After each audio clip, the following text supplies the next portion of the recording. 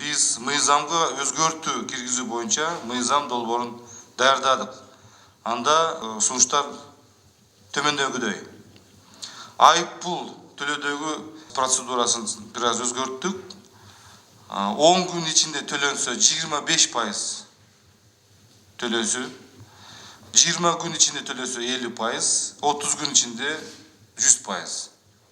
Аны билесиңер да, мурда 15 күн ичинде 50% болчу. Автоунаанын ээсин аныктоого жеңилдик үчүн ишеним кат жок айдап жүрүү укугун жоюу.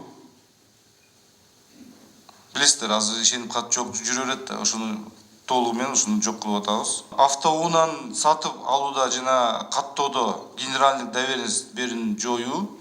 Бирок ошол учурда айдоого уруксат берүү деп калтырып атабыз аны. Айдоого. Кийинки жасалма номерлер аныкталган учурда айыпталган тарапты 100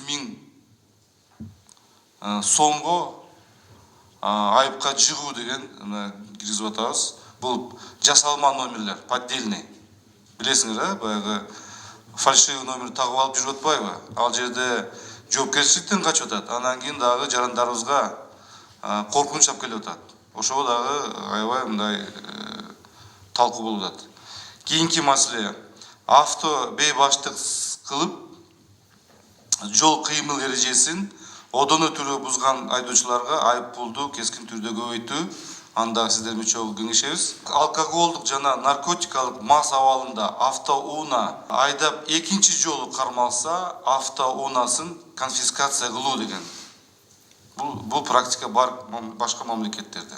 Бул жесткий киргизип атабыз, бирок да бул талкуу.